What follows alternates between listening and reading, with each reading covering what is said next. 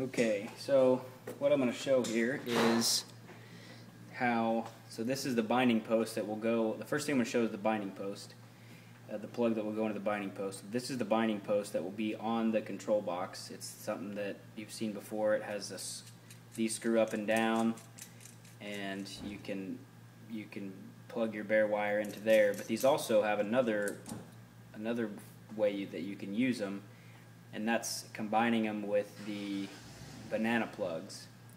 So basically these plug right into that box. So that's how that works. So I'm going to show you how, I mean, it's a pretty decent connection here. It's pretty strong. So it's not like loose, or it's not going to break off or anything. So I'll show you how how this will attach to your wire. So you don't need any soldering or any crimp tools or anything like that. So this is just some standard, this is 14 gauge wire, and I have one here already made up. This is 12 gauge wire just to make sure that it will fit. So these banana clips, they'll fit 12 gauge wire. So I'll show you real quick how you go about connecting the wire to the banana clips. So you see, just I have these stripped here a little bit. All you do is that wire is going to end up going in these two holes that you see here. So inside of here there's a set screw, so a little flathead, small flathead screwdriver, and you can adjust that set screw. And all you do is plug these in.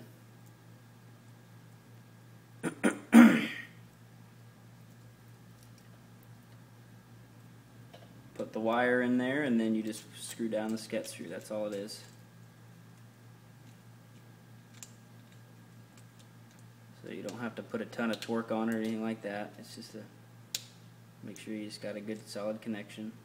So that's one side. You got to make sure these are nice and your wire's nice and straight. Just plug that in there. Tighten up the set screw, and then you're done. I always like to pull on these just to make sure I got a good connection. And then, so now you've got your wire. This wire will run out to your, it could run out to anything, but for example, it could run out to your splitter. You could run one wire out to your splitter and then have it split off into however many you wanted. So this would be on the control box, and you just plug this in, and that's it. And I guess if you were to trip over a cord, it will unplug, but it's a pretty solid connection. So that would be how it connects to the actual box. So then the question becomes, well, what about the other end where I connect either my decoy, or I'll connect this to a splitter that I can put 4 decoys on? Well, the way these banana clips work is you can piggyback them on each other. They're stackable. So so that's how it connects to the box. So this would be the method that you could use for connecting it to multiple decoys out in the field. So these will just piggyback onto each other, and then you have your wires that run like this. And if you wanted to make it even more secure, there's a hole on the bottom here that you could, I don't have a screw with me right now, but what you could do is just run a screw and a nut through all of these, and then just cinch that screw down onto that nut. And that would make this a nice solid connection. So you could piggyback. I only have 2 of these. That's all they had in the store. But you could piggyback as many as you wanted onto here.